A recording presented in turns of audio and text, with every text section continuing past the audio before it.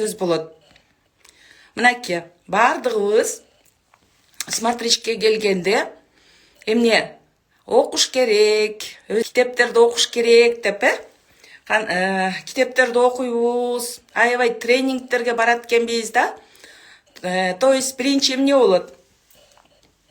Так, мен өчүрүп коеюн, чтобы мешать этпес үчүн. Мынакей, биринчи саморазвитие дейт. Бардығыбыз окуп баштайт экенбиз. Өзүбүздүн үстүбүздөн иштеп баштайт экенбиз, китептерди окуйбуз, То есть биз ушунчалык баягы билимге ушундай суусап келебиз да, компаниягачы. Анан эмне кылабыз? Анан китептерди окуй баштайбыз, ар кандай тренингтерге барабыз да. Өзүбүздүн үстүбүздөн иштеп баштайбыз. Эмне болот? Саморазвитие болот да. Мынакей, бул анан биз эмне кылабыз? Биз адамдар аябай шашмабыз да. Бат эле өзгөрүлүп кетсек, бир айдабы, жарым жылдабы, бир жылда 180 градуска аябай өзгөрүлүп кетсек да. Анан шашабыз да. Шашып, ушунчалык көп маалыматтарды ала баштайбыз. Ал бизге керекпи? Биз ошону сиңирип ала алабызбы? Же болбосо ошого биздин алыбыз жетеби? Аны карабай эле окуй беребиз да. Мен ошондой болгом. Аябай китеп окугам. Эми 2 күндө, 3 күндө бир китеп окуп койчумун да. Анан кийин китепти окуп тим болбостон тренингтерге барат элем. Ушундай тренингтерге барат элем. Эми Кыргызстанга, Бишкекке кандай баягы коуч тренер келсе, особенно духовный рост жактан, духовность жактан деп келсе эле, ошого бара берчүмүн да. Рами Блэк, Олег Кадецкий, иши кылса Синельниковка дагы баргамын. Дагы аябай көп ушундай коуч тренерлерге бара бергенмин да. Анан баягы шашасың да. Саморазвитие, окуш керек деселе, мен дагы ошентип окуй бергенмин да. А на самом деле бул саморазвитие — это процесс длиною в жизнь дейт да. Значит, биз эмне кылабыз? Биз өмүр бою окушубуз керек экен да. Өмүр бою окушубуз керек. То есть, эмне кылабыз? Порция менен биздин мээбиз ошону баягы окуганда алгыла турган, ошону сиңирип ала турган дай кылып биз окушубуз керек экен да. А биз эмне кылабыз? Антпестен эле ушундай окуй берет экенбиз да. Анан кийин кээ-бирлерибиз, мен, например, ушундай болгом да. Оказывается, менде саморазвитие кандай болуп кеткен да? Саморазвитие бул знание ради знания болуп кеткен экен да. То есть только баягы билимди мен просто эле копить эте бергенмин да. Просто копить этип бергенмин да. Баягы саморазвитие деген эмне? Бул китеп окуйбуз, ушундай бир демелерди, тренингтерге катышабыз да. Саморазвитие деген эмне өзүчү? Саморазвитие бул өзүнүн өзү иштөө, бул 3 максатты көздөйт экен да. 3 максатты болгону. Вот эң биринчи повышение собственной значимости дейт. То есть эмне? Мен инсанмын деген бир мындай понятияны деме кылыш керек экен да. Түшүнүш керек экен да. То есть самооценканы көтөрүш үчүн, самоуверенность пайда кылыш үчүн, анан кийин эң тоже бир максат бул любовь к себе. Өзүн өзү сүйүү. Ошол экен да максатчы. Саморазвитиенин эң биринчи максаты ошол да.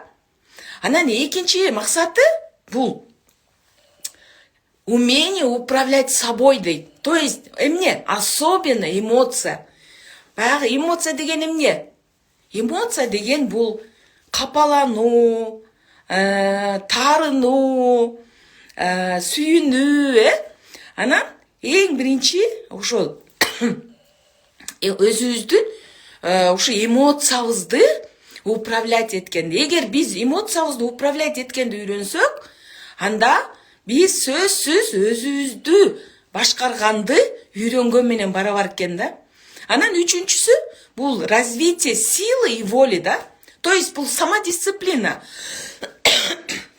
Мына ошонун үстүнөн иштөө экен да. 3 максат. Саморазвитие бул деген 3 максатты көздөйт да. Ушул саморазвитие эмнеге алып келиш керек? Ушу өзүбүздүн үстүбүздөн иштөө бул все это дейт саморазвитие. Ушул 3 нерсе, 3 максат ушунун баардыгы аткарылса, биздин өзүбүздүн үстүбүздөн иштөөнүн үстүндө ушул 3 максат аткарылса, сөзсүз биздин жашоо шартыбыз өзгөрүлөт экен да. И алдыга койгон максаттарыбыз сөзсүз жетет. Көрдүңүздөрбү? Ошондуктан саморазвитие бул бизди алдыга жылдырган, бизди ушундай бир жаңы нерсе, то есть бул практикада саморазвитие бул деген только эле мындай окуу эмес. Бул окуу жана практика да, окуу жана практика. Эми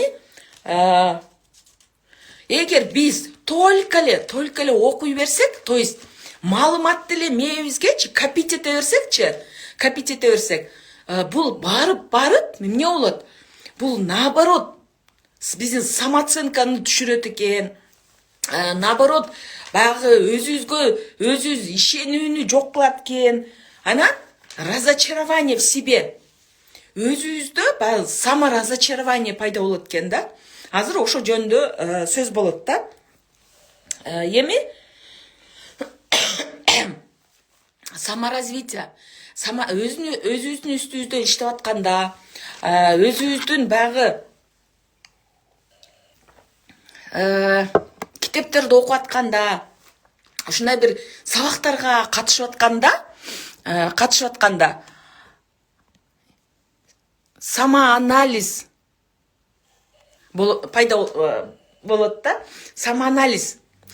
То есть саморазвитие окуп атканда самоанализ. Биз анализ деп баштайт экенбиз да. Анан кийин эң баягы ошибка бул самоанализ десе, баягы только негативди көрүп алат экенбиз да. Өзүбүздү артыбызды кылчайып, өзүбүздүн ошибкаларды, обидаларды, ушу каталарыбызды, ушунчалык только баягы негативтерди көрөт экенбиз да. Ошондуктан на самом деле эгер биз саморазвитиеде өзүбүздүн үстүбүздө иштөөдө 3 максатты көздөп, ушу 3 максатты карай ушу 3 максат аткарылса, самоанализ деген бул это увидеть свои слабые, сильные стороны дейт да.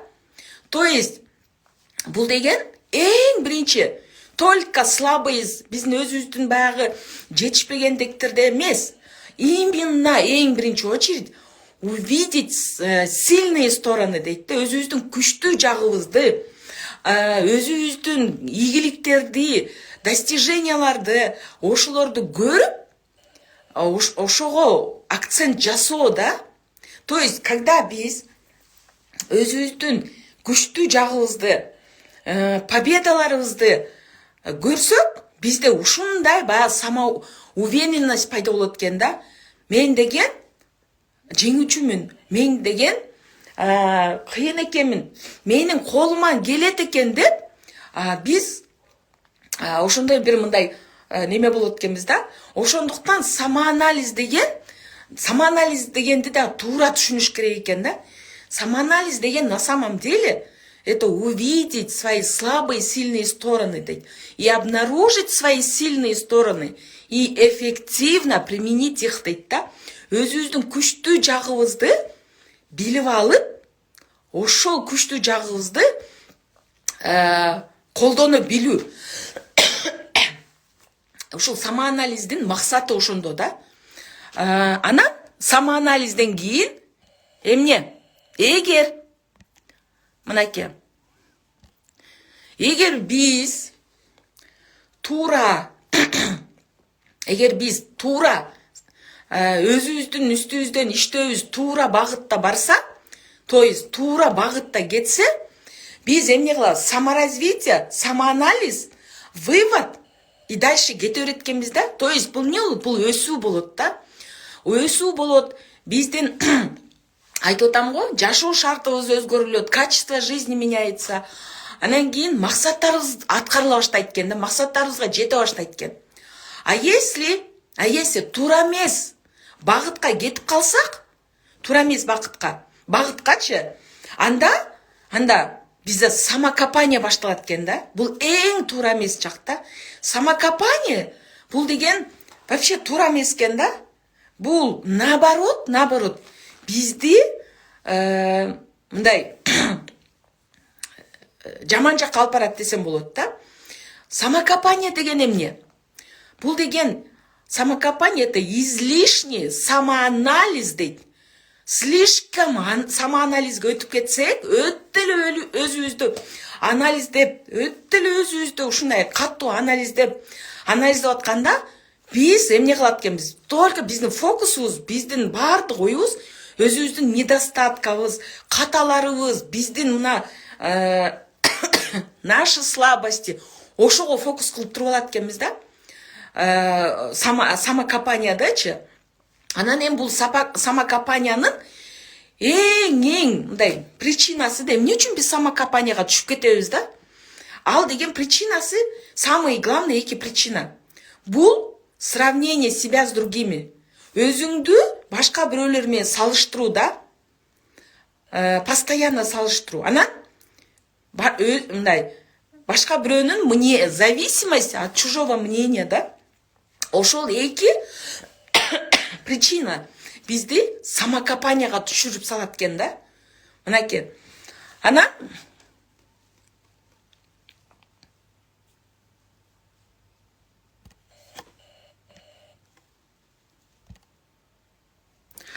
эми признаки. Вот самокопания ушул этапка түшүп кеткендигибизди эмне билдирет? Признаки самокопания да. Ушул этапка өтүп кеткенин, самоанализден ушул самокопанияга өтүп кеткенибиз эмнеден мындай белгиси да, признаки. Бул биздин вниманиябыз только негативде болуп каткан да. То есть негативде деген эмне? Ушу мына мээбизде в мыслях прокручивать эте берет экенбиз да. Негатив деген эмне? Ошибкалар, баягы обидалар, өзүбүздүн слабый жактарыбыз, мен ошондо мен мына артка кылчайып алыпчы, мен ошондо ушул кадамдарды жасабаганда бул нерсе болбойт эле. Мен эгерде ошентип сүйлөбөгөндө бул нерсе болбойт эле деп аябай ошону неме кыла беребиз да. Анан постоянная тревожность. Постоянно бир мындай тревожиться этип эле, бир жаман нерсени күтүп эле, бир нерсе болуп кете тургандай эле, жаман нерсе болуп кете тургандай эле, постоянно ушундай бир жаман нерсени деме да. Анан не ищут пути решения дейт да. Ошол ситуациядан, ошол немеден чыгып кеткен ордуна кайрадан ошол эле нерсени мээсине кайталап, как кинодой эле көрө берет экен да, кинодой эле улам эле прокручивать этипчи. То есть происходит замкнутый круг да. Эмне болот? Башында өзүн күнөөлөйт да. Өзүн күнөөлөп, мен ошондо деп өзүн күнөөлөйт. Анан күнөөлөп отуруп, через какое-то время это вот вина сменяется на злость. То есть жини келе баштайт да. Өзүнө жини келе баштайт, башкаларга жини келе баштайт. Баягы мээбиз не кылат? Причина мындай бирөөнү издеп баштайт да, на ком бы срываться. Анан кийин следующий оправдывание, поиск оправдывания. Оправдываться эте баштайт да. Өзүнөн өзү ушундай оправдывание. Анан кийин эмне болот? Жалость к себе. Өзүн жалеть эте баштайт. Жалеть этип дагы баягы ошибканы ошентип отуруп дагы эле ошону ошибканы совершать этип алат да. Анан дагы өзүн күнөөлөйт да. Ошентип эле мондай круг, ушинтип эле круг айланып жүрө берет да, монтип круг болупчу. Мен дагы өзүмдү эме кылайын, айтып кетейин. Мен дагы аябай айттым го, окуйт десиле. Ой, каттуу, ушундай каттуу окуганмын да, башындачы. Ушундай көп окуп, анан кийин менде дагы ушул неме болгондо баягы бир аз самоанализ жасап атып, мен бир аз компанияга түшүп кеткенмин да. Айтып атам го, түшүп, ушунчалык баягы неме болуп кетет да. Өзүңдү жалеть эте баштайсың да, өзүңү прям жалеть этип, мен байкуш, мен ушундай кылсам, тиги бу деп, анан кийин ушундай виноватыйларды издеп, мени карабай койду, мени иштебей койду депчи. Ушундай бир мындай бир аз признактар пайда болгондо, анан мен сиздерге сурагым келет да. Кимде ушундай нерсе азыркы демелер ушундай нерсе болду эле. Бөлүшүп кетсеңиздер, урматтуу катышуучулар, кимде ушундай бир опыт болду эле, кимде ушундай бир неме болду.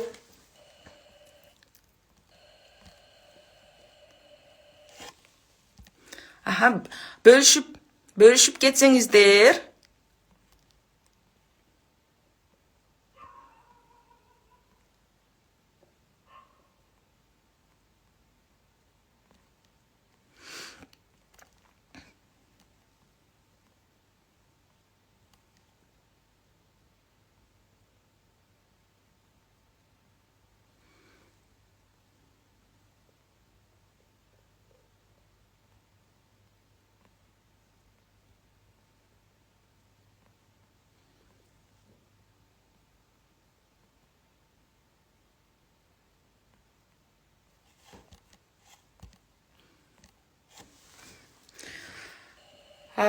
Так, Гулина эжеке, ооба, менде болгон туура дейт. Урия эже, менде болгон башында, чын эле ошондой экен. Гулина эже, менде жашоомдо болду дейт Гүлмира эже. Өзүңүздөрдү мындай бир аз деме болуп өзүңүздөрдү көрүп кеттиңерби? Үн үзүлүп жатат дейт Урия эже. Так, менде дейт. Связь кандай болуп атат? Мен жакшы эле угулуп атамбы? Плюстарды коюп койсоңуздар, связьди текшерип алайлы. Урия эже, үн үзүлүп атат дейт.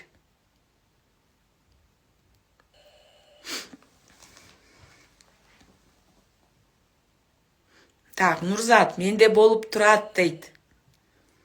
Менде дейт. Плюс. Так.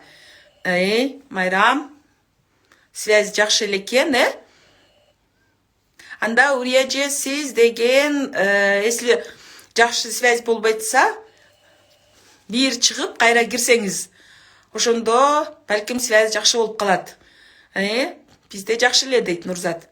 Бардыгы плюстарды коюп атат. Связь жакшы эле экен. Мына, көрдүңүздөрбү?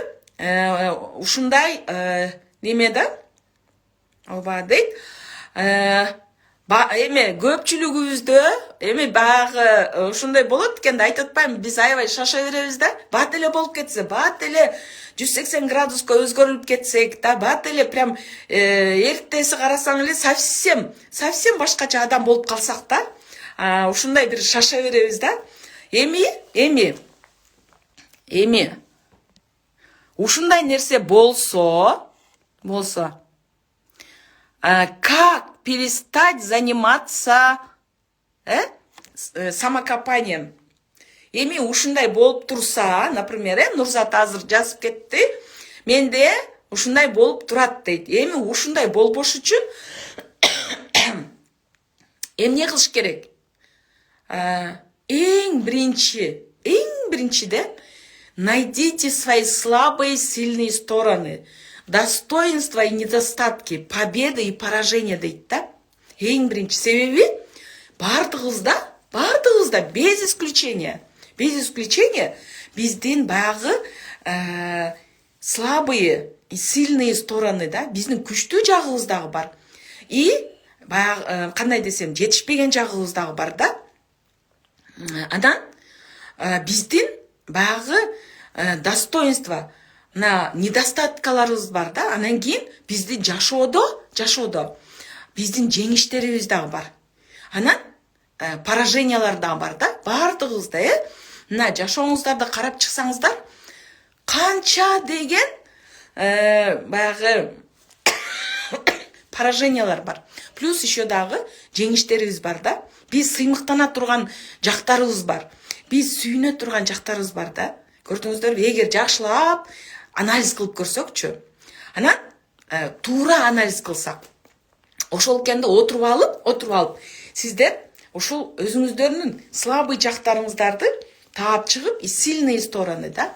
Анан ушул күчтүү жактарыбызды эмне кылыш керек? Ошолорду эле эффективно пайдаланыш керек экен да. Например, сиздер сабакты жакшы өтсөңүздөр, значит сиздер эмнесиздер?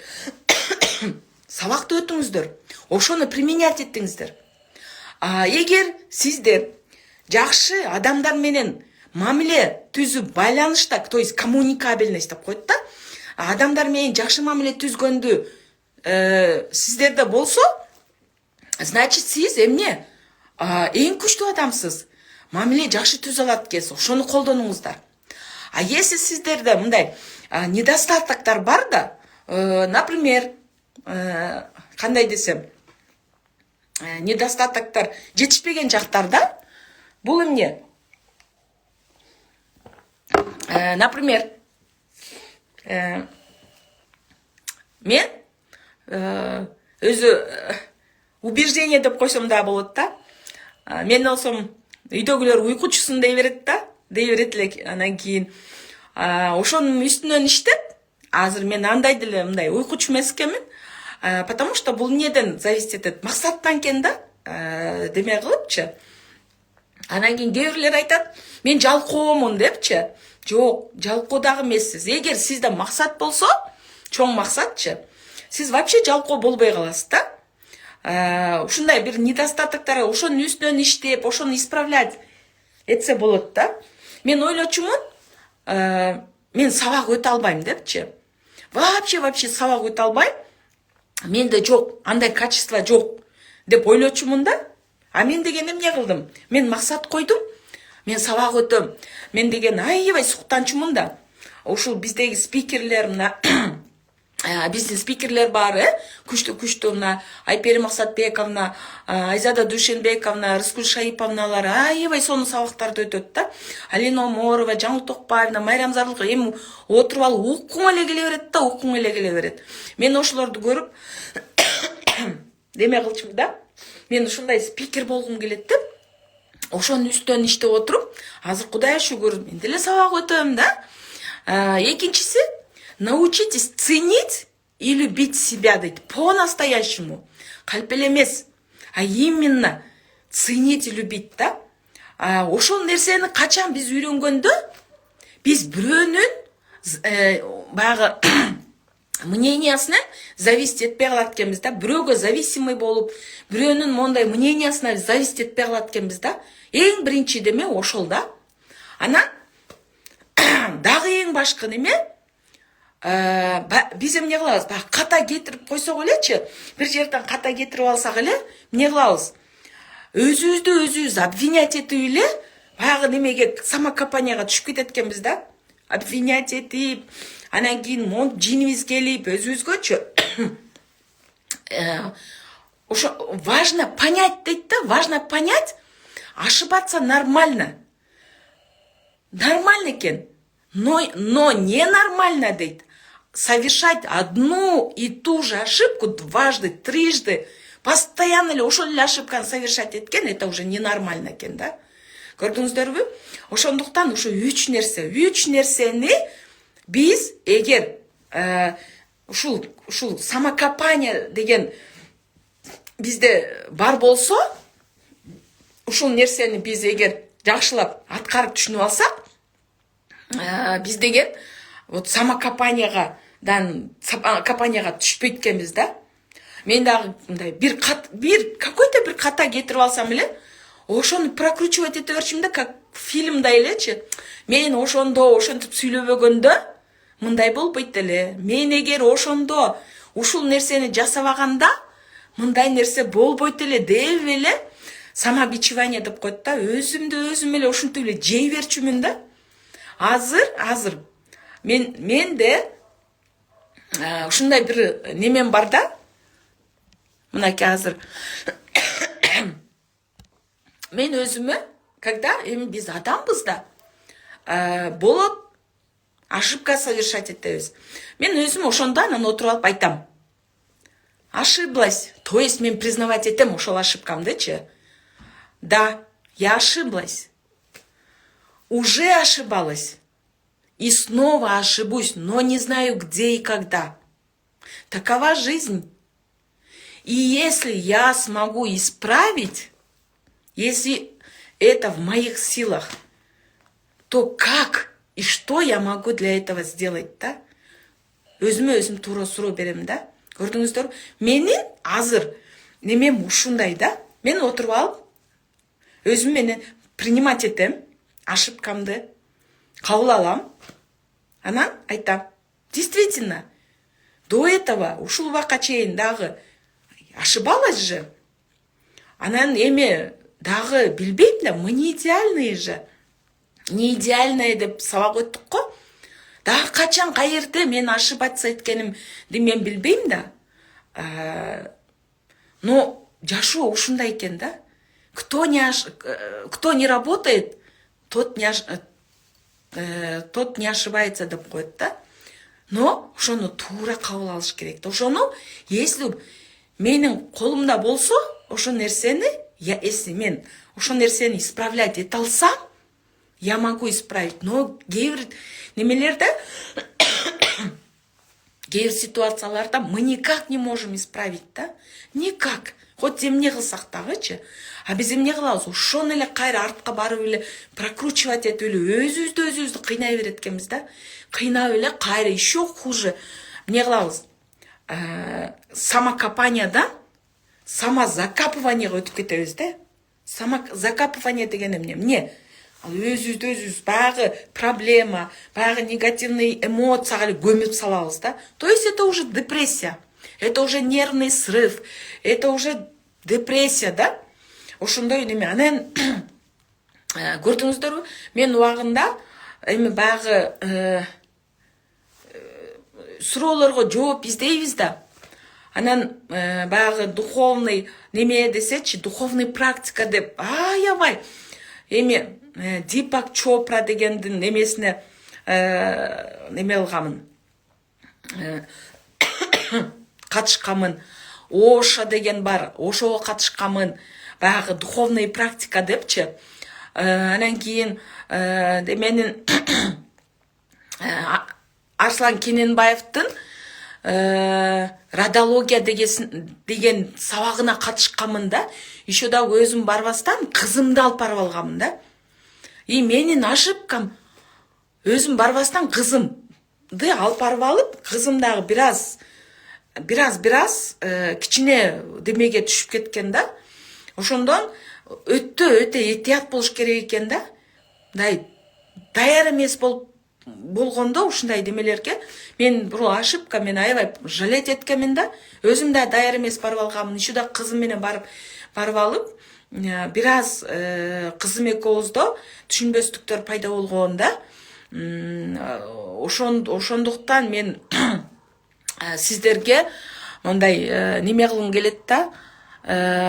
Өтө мындай осторожно деп айткым келет да.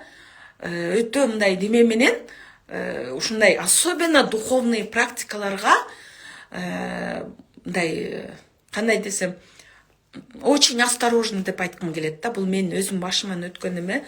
Ошондуктан мына эме радиология дегенде мен кийин нени түшүндүм да. Радиология дегенде өтө этияттык менен неме мындай караш керек экен да. То, что произошло, да, мы не можем изменить. Это история, да. Биздин ататек да. Ататекте это все произошло, да.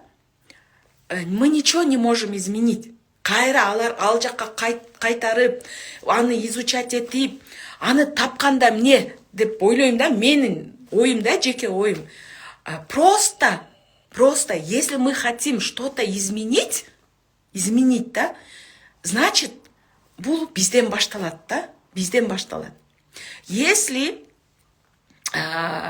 бизден башталат дегеним, если бир какой-то деме болсо, ошо нерсени өзүбүз өзгөрүп, ошо нерселерди туура жасап, туура кабыл алып, ушундай бир жакшы, особенно негативден кетип, мындай позитивге өтүп, максаттарга айтып калабыз го. Баягы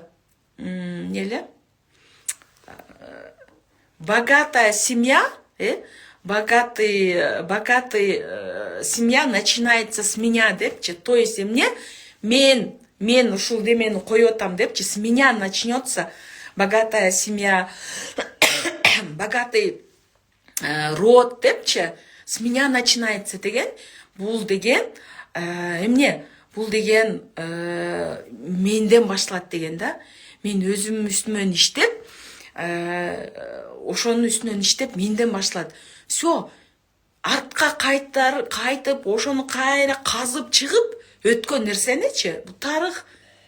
Аны кайра казып, кайра улам, аны тапканда деле мы ничего не можем изменить. Аны таап билгенде еще хуже негатив болот да. Зачем все это, вот это ворошить, да, все это неме кылыпчы. Поэтому лучше алдыга умтулуш керек да. Алдыга умтулуп, мындай незачем деп айткым келет да. Ошону билгендин, некоторые вещи лучше не знать, оказывается. Лучше не знать, да. Спокойно спишь. Анан билип алсаңчы, ар бир нерсени эле, ушундай бир негатив жакты билип алсаң эле, ар бир нерсени эле ошого алып келе бересиң да. Бизде ушундай болгон экен да, ошондуктан ушундай болуп атат деп эле ошол нерсеге эле алып келип эле такай берет экенсиң да. Ошондуктан мен айткым келет, лучше не знать. Анан спокойно уктайбыз да. Спокойствие, мо жүрөктө спокойствие болот. Билип алганда эмне? Жүрөгүң ооруйт, жан дүйнөңдө неспокойствие болот да. Ошондуктан перестаем копаться, да? Перестаем копаться, все. Только ушул алдыга, вперед, да? Мынакей, ошондуктан мен айткым келет, сиздерге саморазвитие дагы очень осторожно, да?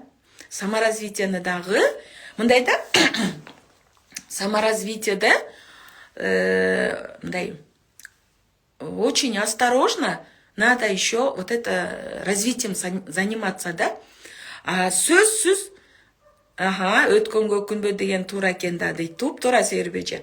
Эми саморазвитие деген эмне?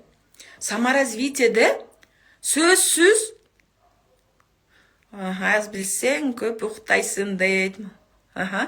Эми саморазвитиеде наставник болуш керек.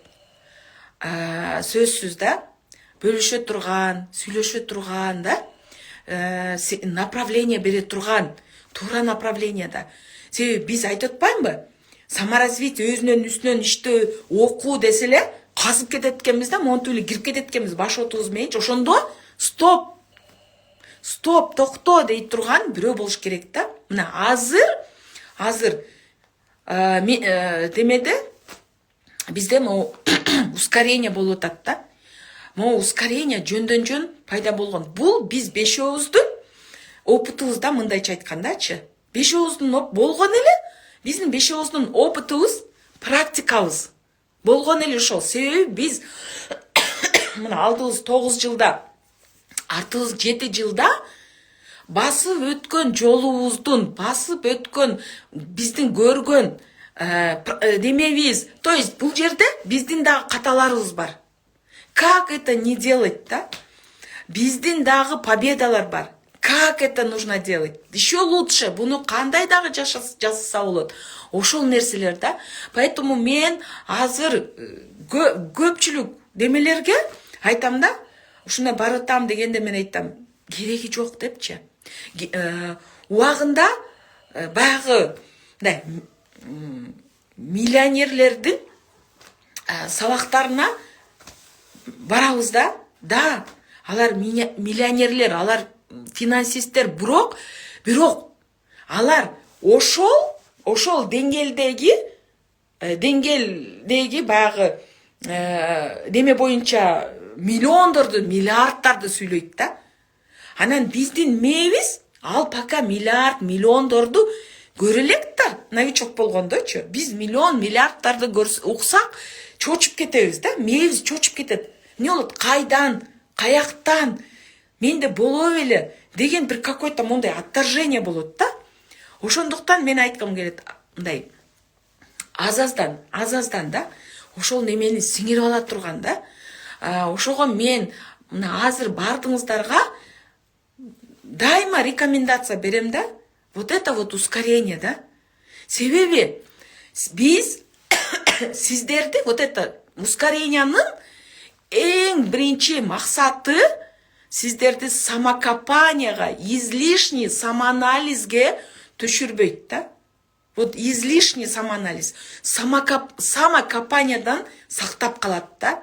Себеби бул темалар как раз сиздер ушул нерсени багы деме кыла турган, өздөштүрө турган ошол сабактарда, мындайча айтканда, как раз по порциями, порция менен да, порция менен кабыл ала турган, ушул нерсени жеңил кабыл ала турган, ушул нерсени алып кете турган темалар да.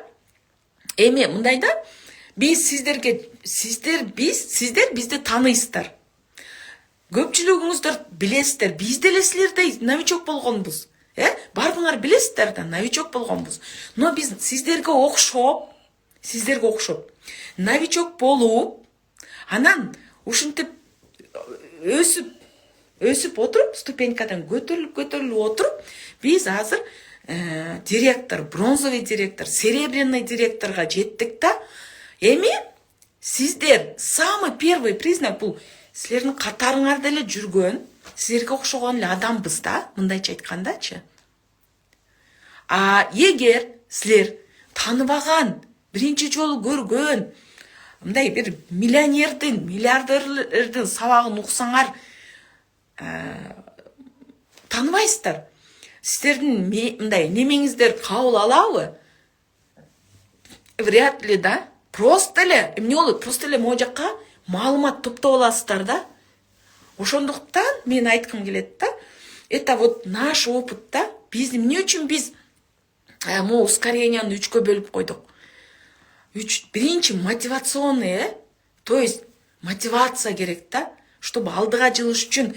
Мына новичоктор прям ушинтип не только новичоктор, все равно биздин эмоциябыз түшөт, көтөрүлөт, түшөт. Это жизнь ушундай, жашоо ушундай да.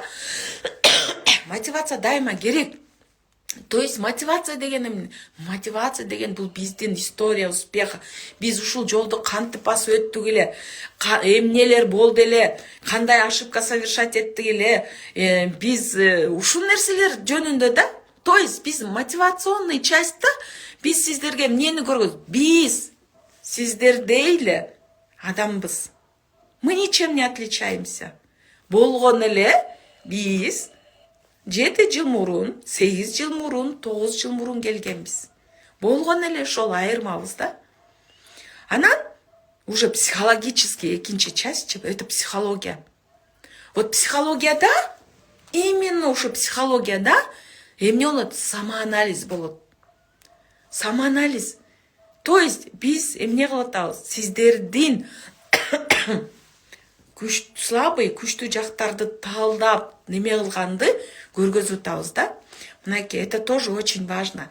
Анан даярдап, анан 3-чү частька бизнес. Уже бизнеста мына ушул жерде 3-чү частька катышкандар барбы? Плюстарды коюп койсоңуздар. 3-чү частька катышкандар барбы? Мындай плюстарды коюп койсоңуздар, өзүңүздөрдүн оюңуздарды билдирип кетсеңиздер, бир-эки сөз менен эмне ала алдыңыздар? Кандай сиздерде мондай неме калды? Кандай десем, впечатление калды ушу 3-чү бизнестенчи, бизнесте бар. Вот Нуриле эже, жеңүүчү болгон. Жалал-Абадта жашайт, убагында небере багып, бар дейт, жеңүүчүлөр. Гүлүп эже, Лазакат эже. Эмне ала алдыңыздар? Ушу өзүңүз катыша элекпиз дейт. Бар дейт. Чынар Русинова.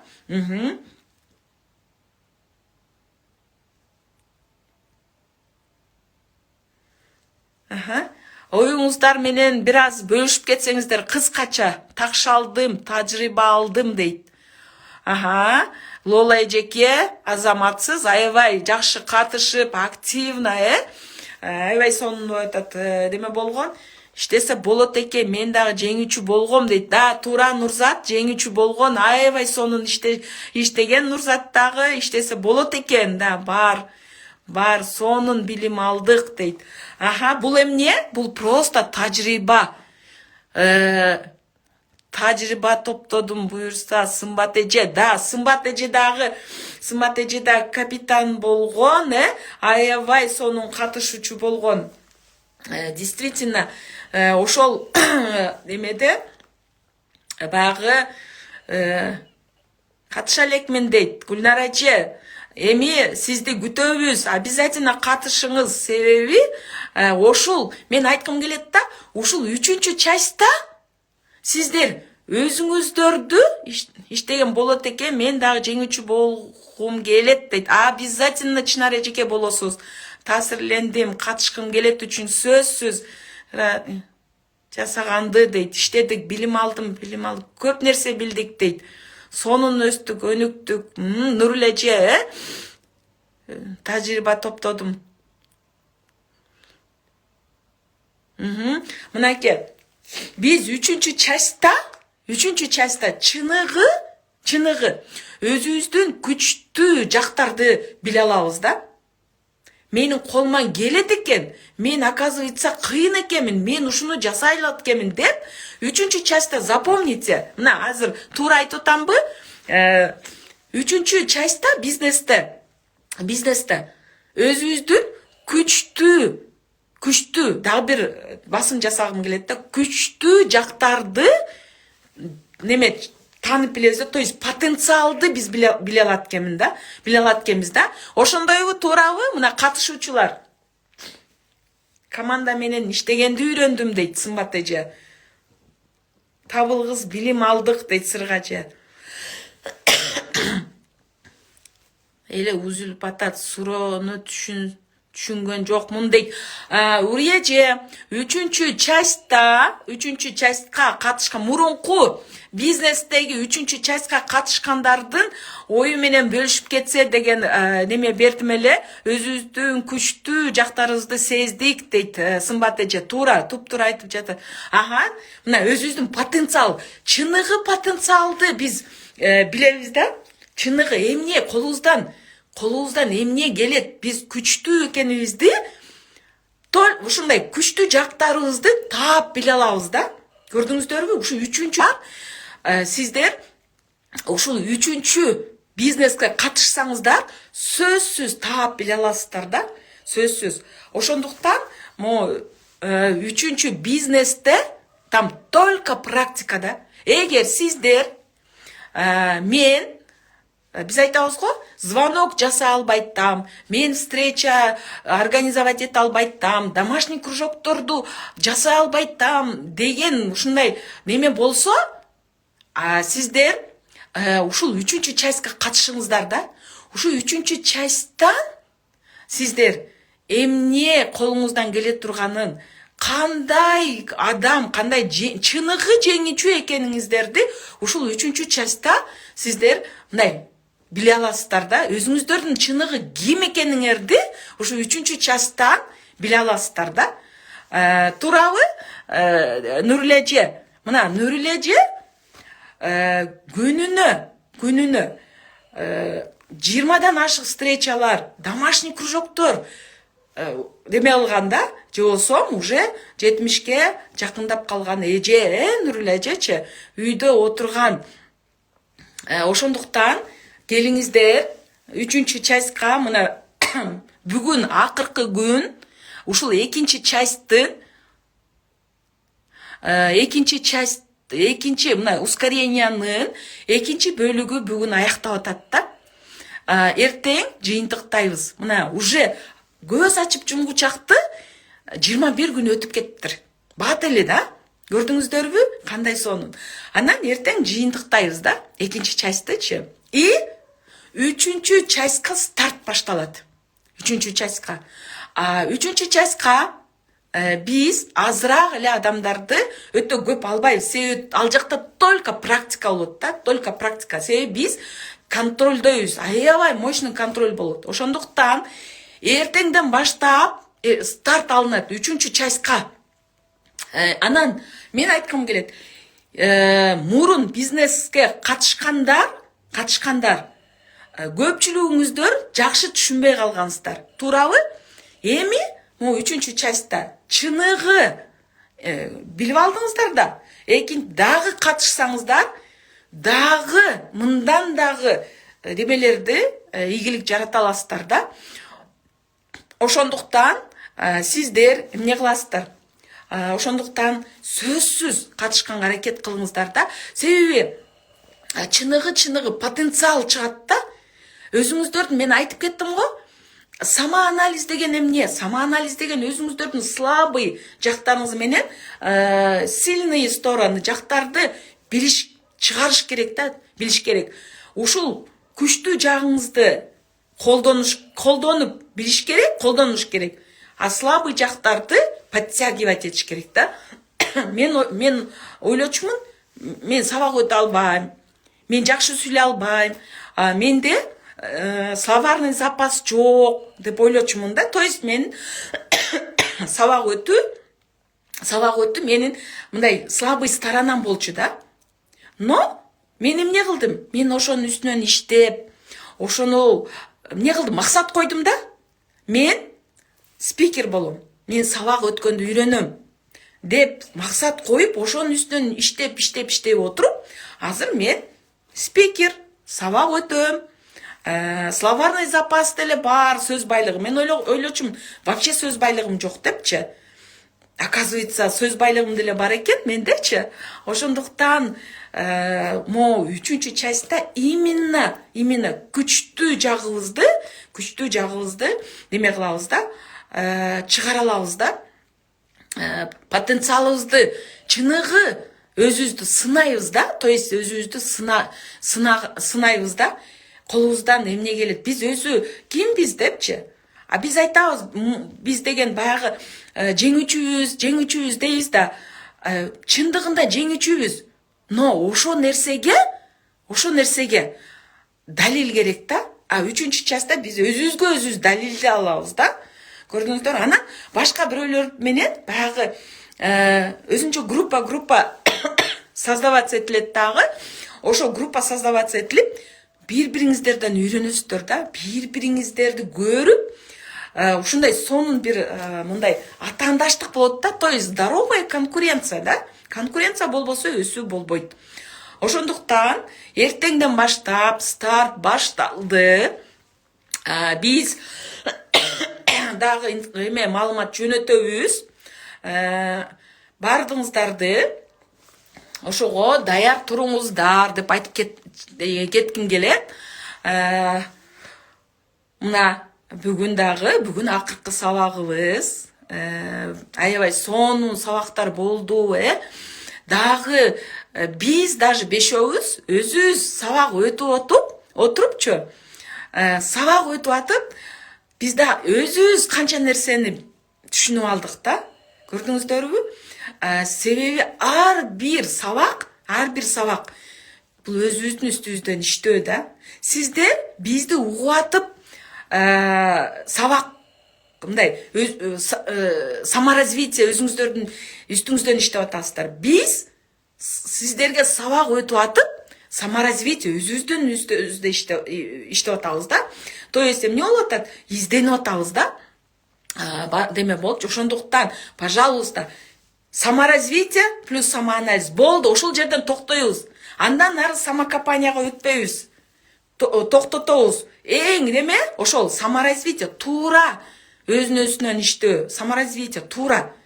Анан самоанализ только өзүбүздүн күчтүү жакты, өзүбүздүн победаларды, жеңиштерди гана билүү болгонучу.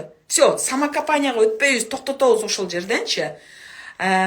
Ошондуктан мына 20 күн бою сиздер менен чогуу болдук. Күндүгө, чогуу. Эртең менен таңды сиздер менен чогуу тосуп аттык да.